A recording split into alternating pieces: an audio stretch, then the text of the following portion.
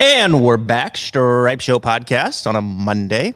I'm your host, Travis Fulton. Thank you for making us part of your day. Thank you for tuning in, however you are, audio, video. We appreciate it. The numbers have been fantastic here for us as we continue to grow. We appreciate you being here on the Stripe Show podcast so much to continue to talk about here in professional golf as we wrap up the PGA Tour season up in East Lake, Atlanta. Congratulations to Rory McIlroy, the cherry on top. McIlroy getting it done both on and off the golf course.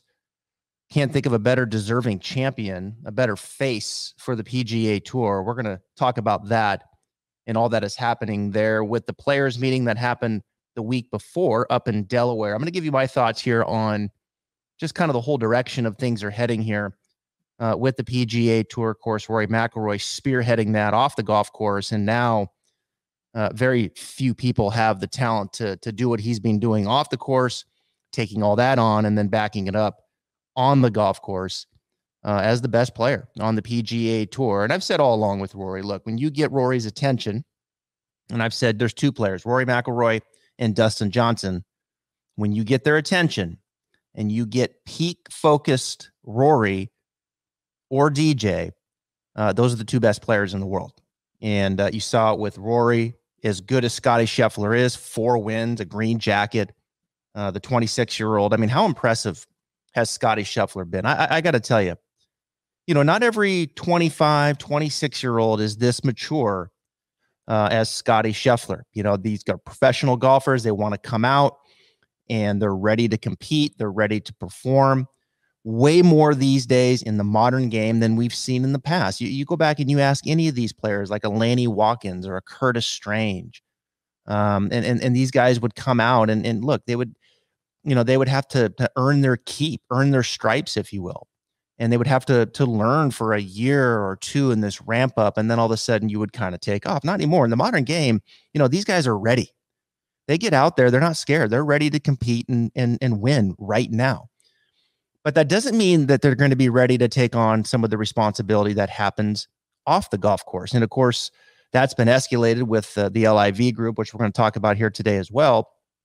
They're not, that doesn't mean they're ready to handle those kinds of situations in front of the mic. And Scotty Scheffler has, he's hit it out of the park in every possible way, on the golf course, off the golf course. It's been fun to watch him take this responsibility and really become a voice and a face from a younger perspective for the PGA Tour.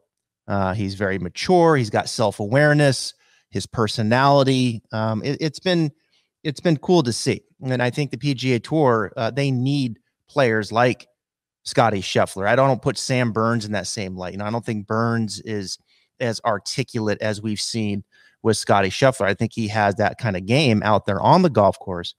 But to lead in front of the mic and say the right things, articulate it in a way that makes sense, and then and maybe the next generation wanting to follow that, because that's kind of where we are right now in professional golf, as the players have taken control of the PGA Tour. It's interesting. I'm where my studio is no more than 5 or 6 miles from PGA Tour headquarters. I've worked closely with the PGA Tour on a number of initiatives. I ran the PGA Tour academies, for crying out loud, for the better part of 10 years. I've had family members work inside the building for many years.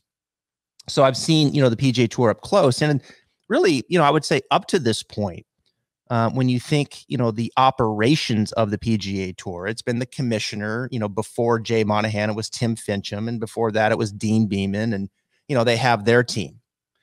And their team, operates the PGA Tour. Those are the faces that are kind of, and the voices that are putting forth a direction of what's going to happen. Not anymore. It's a different landscape today. And we know the PGA Tour, it's the players own it. And now the players have really been forced to take control of what's going to transpire and what the PGA Tour is going to look like for the next 2, 5, 10 years to come. I don't think we really know what the PGA Tour is going to look like 10 years from now. History, legacy, we've seen it. It's been called into question by the amount of money that this LIV investment group has to spend. And it's, it's scary in many ways because the PGA Tour, and you look at all this money that LIV has put out there and have attracted these players to come over, and there's more that are going to be going over here in the next coming week. It's forced the PGA Tour to spend a lot more money and to go into the reserves, go back to the sponsors, and push out more money to compete. Now, if this is then countered from the LIV, which I think it will be, I wouldn't be surprised if this week that the tournament in Boston is a purse that where the winner gets 18.5 million because Rory made 18 million this week. And I wouldn't be surprised if they said, you know what, in Boston, 18.5 to the winner. It's endless, right? You can't get into a spending match with these people. They've got endless funds, it appears, with this LIV fund. So they're going to counter. There's going to be more money being pushed forward. The proposal to certain players that, you've heard players like Keith Mitchell and Tom Hoge and others, they've been offered a certain amount. Those are going to probably be pushed up to some degree, the ones that they really want. So there's going to be more money pushed to the table. And, how long can the PGA Tour go like this? It certainly seems in the end that if the LIV investment group wants to just go ahead and continue to push chips forward, I just don't know how the PGA Tour competes with that. But they had to do something. And those actions were put forth by the players. For the first time, the players have said, look, we have to all play together. The top players, we all have to play together in X amount of events and be more of this entertainment and the face value of the PGA Tour. And now with these elevated events, as it appears, there's 12 elevated events, and there's going to be 4 more yet to come. These elevated events, they're all going to be there. Rory, JT, Finau, all these top names on the PGA Tour are going to be there. Jon Rahm. And they're going to play. Now, how many are going to be in those events? I don't think we really know. But these elevated events are going to be the best players in the world competing. And that's what it should be. And it's interesting. And I find myself, as I sit here today on a Monday, I find myself asking the question why we weren't moving in this direction quicker, even before LIV, right? And call it what you want with Phil Mickelson. I don't like the way Phil Mickelson went about this. But at the end of the day, no matter how you feel, there ain't no way we'd be at this point if Phil didn't do what he did. There's just no way. If you got to answer the question, yes or no, would we be here right now if Phil didn't do what he did? My answer would be no. Is it the sole reason? I didn't like the way that he did it. But he certainly has escalated this to the point that we are right now, whether you like it or not. I think that's just the facts. And I think there's some things that he was probably right about, and there's some things that he wasn't right about, and it was uncomfortable. But I think at the end of the day, regardless the way that he went about it, here we are. Here we are with the tour going into the reserves and back to the sponsors, and all of this money now, all of this money being pushed forward to keep the best players here. And this plan, I think for the first time, is not coming from the commissioner and his team. It's coming from the players. It's coming from the players. This is what we want. This is who we want to be. And let's push it forward. I've said many times, the PGA Tour is a star-driven league, and I thought it was getting watered down too much. As much as I love golf, and I love the next generation of player, and I respect the fact that you've got players who've been on tour and kind of fall off and have to go back down to the Korn Ferry Tour and then come back up. I respect all of that. But at the end of the day, the PGA Tour is a star-driven league, and we're seeing that more than ever right now. It is a star-driven league, and you have to treat the stars differently than you do the rest of people. I'm sorry, folks. That's the way the world works. Tampa Bay treats Tom Brady a little different than the rest of the team. Kansas City Chiefs treat Patrick Mahomes a little different than the rest of the team. It's the way the world works. especially in sports. You have to protect and push forward the best players, star-driven league. And the stars got together on the PGA Tour and they said, look, we've got to all commit together. We've got to play together in these elevated events. The purses are going to go up and off we go. Now, you're going to have a lot of players that are going to kind of be left behind. What about us? What about these non-elevated events? There's going to be a lot of tournament sponsors that are probably not going to be happy with that. And that's going to be a challenge for Jay Monahan and his team to see how they can kind of position the non-elevated events, how they can position the players that are not part of that upper tier. But that upper tier, make no mistake, right now is front and center.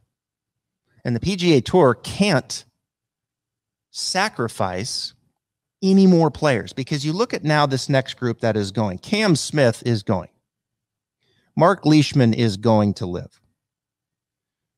Harold Varner III, Cameron Tringali, sounds like they're going to live. Anirban Lahiri is going to live.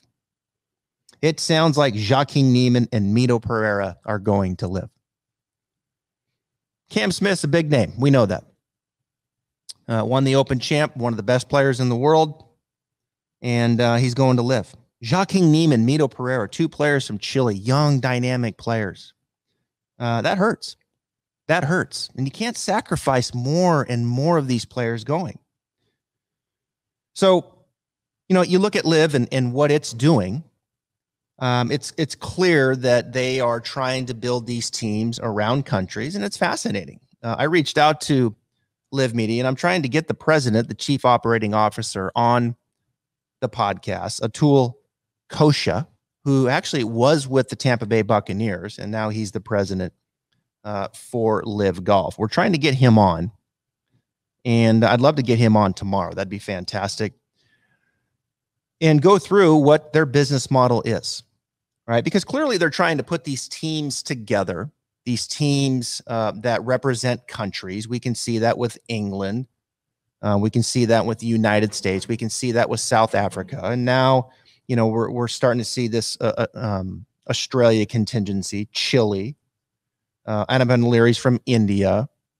So these countries representing these teams. And of course, the United States is probably going to have multiple teams.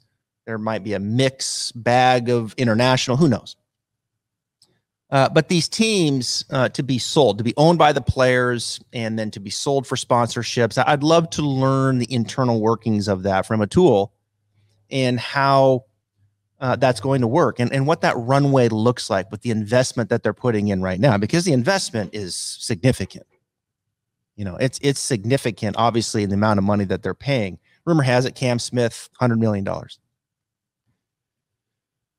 So a lot happening there, you know, with LIV. We're working on getting him on. They'll take center stage this week. LIV Golf up in Boston this week. And then they should go to Chicago the middle of September. And then Thailand at the end of, or excuse me, at the beginning of October. Saudi Arabia, middle of October. And then Miami for the championship at the end of October. So they're going to play 5 times here, it looks like, over the span of 2 months. Hopefully the players are able to take on that workload, because I know they're trying to work less and spend more time with their family. So 5 tournaments over 2 months. Hopefully everybody's going to be okay. But that's LIV Golf, right? They're spending money. I've said many times, I think they feel very comfortable with where they are right now. And the PGA Tour has countered, and they have put forth now the next step with all of this money coming in. These elevated events, there's other programs that are happening. I'm not going to get into all that, but it's going to be really interesting to see how this transpires. I guess my question is, I just don't understand why it's taken us so long to get here. You know, I think when you really look at it, you know, it's tough to be critical when you're operating and then someone comes in with all of this money and just starts spending a ridiculous amount of money on players to come over. There's not much you can do about that, right? Because everybody has a number.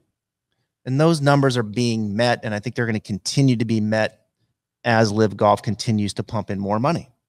And they go after the players that they want to build these teams around the country. But they've certainly highlighted, I think, through that some weakness with the PGA Tour, and that the old status quo of the PGA Tour, and the tour rolls through, and there's 46 weeks of professional golf, or 46 tournaments, opposite fields of, I mean, somewhere in that neighborhood of all of this golf. And it's 4 rounds with the cut. Status quo, same thing, ran out there every single week. And I think it's caught up to him. I think it's gotten watered down to the point where member number 1 is being treated the same as member number 200, or whatever you want to call it. And yes, you have to create opportunities for all members to play. I totally get that. And I'm not saying that some of those things shouldn't go away. Those things are going to be there still with the non-elevated events, the Korn Ferry Tour. But, I think this watered down PGA Tour, when you think of the PGA Tour and you turn it on, and it's the John Deere Classic and it's the 3M Open, it's not the Stars. And that's what you start associating with the PGA Tour to the casual fan. And when you look at the demographics and you look at the viewership on TV, it's not ideal. It's just not ideal. So I think in many ways, yeah, the same status quo, just keep turning the wheels, no competition. I think it caught up to him. I really do. And Liv attacked that weakness. They came in with a whole new different model, and fresh people are looking. And yeah, of course, the number one factor is they paid him a lot of money. I totally get it. But they expose a weakness. And I think now what's going to be interesting with these players coming forth and saying, here's what we want to do. And I don't think Jay has a he doesn't really have a say in this. He's got to take it now, and he's got to get his team and run and execute. And it's going to be interesting to see if they can do that. If they're able to kind of spin this thing and make this thing feel a little fresher, newer, must-see TV. I want to pick up my phone and I want to watch this. This is entertaining. Can they do that? We'll have to wait and see. Now, one of the things that will be fascinating is, of course, Tiger and Rory. They came together and they started the TGL, which is going to be in partnership with the PGA Tour. And I think this initiative is going to go after a younger audience through technology, and it's going to be more in these custom-built arenas where you're going to be closer to the action. And there's going to be a whole lot of tech, right? And it's going to speak to that younger audience. And I think that's going to help. I think that's a interesting idea, but we'll have to see how that transpires. There's a team game element to it. It's going to be on Monday night. And that's going to be, as I understand, owned and operated by this Tiger Woods and Rory McIlroy, as this partnership that they've put together with the PGA Tour. And of course, that came together rather quickly. But yeah, it's going after this younger audience, and golf is changing. The status quo being pushed out there. Look, you're never going to see the PGA Tour the way that it has been up to this point before Liv. It's over. And I think it's a good thing. I really do. I think there's a lot to like in there, and there's a lot not to like. This thing needed to evolve. It needs to evolve. And when I tune into a PGA Tour event, I hope these elevated events are just called the PGA Tour. I don't know what you call the rest of it, but when I tune into the PGA Tour, these 15 events, these 16 events, whatever it is, plus the major champion, there's 15 to 20 events that are the PGA Tour. And I know when I turn it on, it's Rahm, it's Rory, it's JT, it's Cantlay, it's Xander, and then whoever else, gets into that. And they'll have to decide what that number is. And that's going to be a big decision. Is it 60? Is it 72? Or maybe there's a couple that have 100. I don't know. And that's going to be up to Jay and his team to figure out what's the best for entertainment. What's the best for people to tune in and want to watch this thing. That has to be pushed front and center, not the status quo, not let's just do what feels comfortable. Let's just do what we know how to do. Not now. not with a competitor in the room. So it'll be interesting to see how that comes about. And I'm working on getting Atul Kosha, the president, chief operating officer of Live Golf, to come on and kind of educate us a little bit more about what this business model looks like. It's interesting. On social media, people will come after me like I'm a PGA Tour homer, and you hate Live Golf and this and that, and that's not the case really at all. Now, look, if you have to ask me the question, do I want the PGA Tour to prevail here? Yeah, I do. I want the PGA Tour to prevail here. Do I like everything that the PGA Tour has done? No, I don't. And I think they've been exposed to some degree on, some of the things that I just talked about. But I want the PGA Tour to prevail. I want them to be the platform for professional golf. I don't think just going in and spending the kind of money that Live Golf is to come over here and be a part of this and this team competition, 54 holes, shotgun start, that feels very much like an exhibition to me. I don't think that's the best for professional golf long term, but I might be wrong. But what I am going to be, and I feel like I am, is I'm open to learning about it. I'll watch Live Golf. I'm watching some of it, but I just don't think, in my own opinion, that it's the best long term. Do I think it's good right now with competition and these things changing, and it's good for business and conversation? Yeah, absolutely, I do. But I'm open to learn about it. Maybe this is the future. I don't know. And that's why I've invited Atul on to help us understand those things. We've also invited, and will be on, accepted the invitation, is Peter Ginsburg, who was the top lawyer that I had on about a month ago as we were going down this path. And we had a really good conversation about antitrust and what's going to happen there. Right. And he's been pretty spot on with a lot of the things that have transpired there. He has represented and has taken on many of the top professional sports associations, including the NFL, the PGA Tour. Peter was also on the team with Patrick Reed that sent the first letter to the Golf Channel and Brandel Chambly about this defamation case. So I want to get Peter on to talk a little bit about that Patrick Reed case, but also just where we are with the PGA Tour and Live Golf. Should be a fascinating conversation.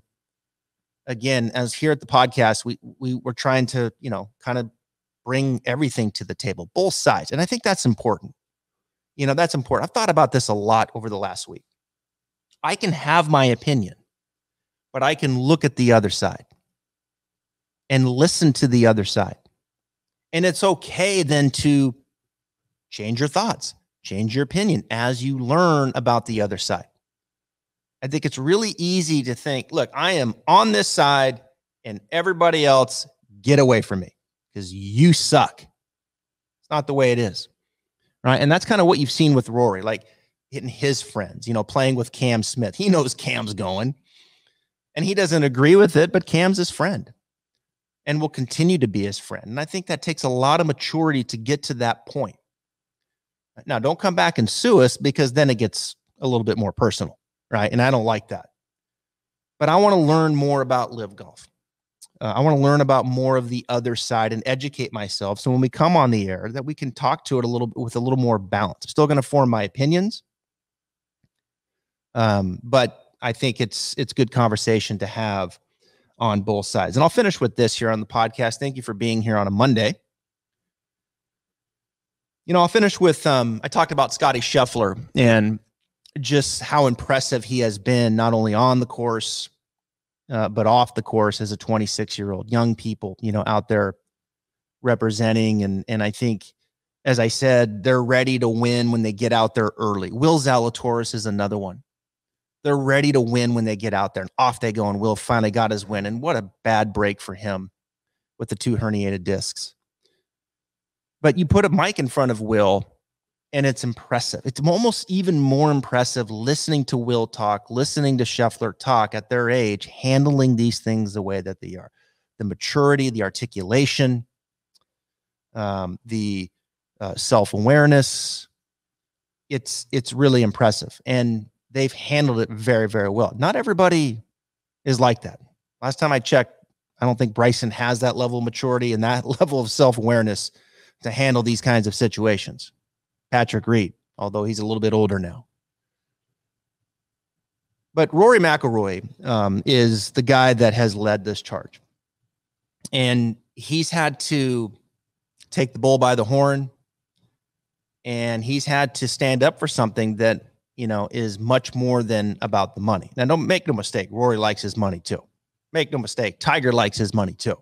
Make no mistake, Travis Fulton likes his money too. We all like to have our money. You know, we all like to make more money and this and that.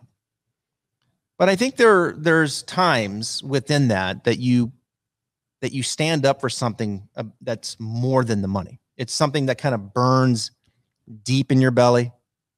It's in your heart, it's in your soul, and you feel very passionate about it. And you're willing to put your name on the line to go out there and fight for it. Is there some money associated to it? Of course. But it's more than that. It's about the history, it's about the legacy, and it's what you strongly believe in. And that's what Rory McIlroy has done here for a U.S.-based company, the PGA Tour. He's been the face and he's been the voice. Tiger, of course, can't get on the golf course like he used to, kind of behind the scenes. He flew up to the meeting. Tiger and Rory putting some things together from this. Tiger's voice carries a lot. But Rory has had to be out there and answer the questions all year. And he's done a great job of it. And now to see it come full circle and for him now to go on the golf course and be the face and have his clubs do the work in addition to it, that is rare, rare talent, folks. Someone that can do it off and on and say, hey, guys, yes, the money's important, but it's more than that. This is the PGA Tour. There's a legacy here. There's a history here. Let's protect that. Let's move it forward. This is the greatest platform to play professional golf. It has the best intentions. Does it have its weaknesses? Do we have our flaws? Yes. And, you know, I respect that. You know, I respect that in a big way. And, you know, the PGA Tour, you know, they got a big stake in the ground there with Rory winning that thing. There's no question about it. Now, what does that mean long term for these players, whether they're going to go or not go? I don't know. You know, I don't think it means a whole lot. It's not going to persuade someone one way or the other because Rory won. But the fact of the matter is, in times like this and in times in crisis and difficult times like professional golf is in right now, because, you know, with the PGA Tour, they need someone to stand up and be the face and the leader of this, and Rory's done that. And he you know, he topped it off with the win in Atlanta, beating Scotty Scheffler by one shot. And can we just get rid of this staggered start? Gosh, I mean, I don't know. At first it was interesting, like, okay, maybe, but oh man, I don't know. I don't get it. I really don't. I know it's the season-long race, and man, you're crediting everybody in the season-long race, but you start week one or you start the first day and you're 10 shots back. I mean, Scheffler had a 7-shot lead, 27 holes in. I mean, it's just like, from a fan perspective, I look at that, I'm like, what? I don't want to watch that. So I don't know. I don't know what you do. You know, I don't know what you do, but the staggered start it just makes my head hurt in thinking about that. So maybe that'll change. I have a feeling that's going to change. I don't think most players are on board with that. And I think right now, then more than ever, what the players think, what the top players think, that bubble, that group that was in that meeting that have identified as those 20 people or whatever that number is, that's who's setting the direction now for the PGA Tour. And then it's going to be up to Jay and his team to go out and execute it and make it right. And they're going to have a challenge with some of those non-elevated sponsors. They're going to have a challenge with some players underneath that maybe feel like they're being rubbed one way or the other. There's going to be some challenges. But they're going to have to answer that, and they're going to have to move it forward. And I think from a sales standpoint, that team will be just fine. But I think from the entertainment standpoint, that's going to be the challenge. Can the tour evolve into something that is not the status quo that we've seen over and over? Can you take what has worked and reform it into something that's going to be more entertaining, more must-watch TV, more appealing to the younger generation? That's what it's going to come down to now for them. And it's not going to be easy because that money that Liv is spending, they're not going away. All right. Thank you for being here. We're working on a huge week. We've got a lot of stuff going on. Like I said, Atul Kosha, the president of Liv Golf, we are hoping he comes on this week. Jim Furyk will be on Wednesday. He's got a lot to say here as well. He'll be on Wednesday with Froggy as he's back. And then Peter Ginsburg, top lawyer, will be on Thursday. You got the President's Cup out there. Unfortunately, the President's Cup is going to be, these teams are going to be washed down with Cam leaving, with Mito apparently leaving, Jacques Neiman leaving. These teams are going to be hurt. Obviously, DJ's gone, Brooks is gone, Bryson's gone. So it's going to be a very different look. But I think the picks have been made. I've been kind of getting some text messages from some of my resources that we're going to be seeing some interesting picks here, in particular on the U.S. side. We've got you covered there on who's in and maybe who got slighted and get them on the podcast here. So, man, we are full circle here. Thank you for being here at Stripe Show Podcast. I'm Travis Fulton. We'll see you tomorrow.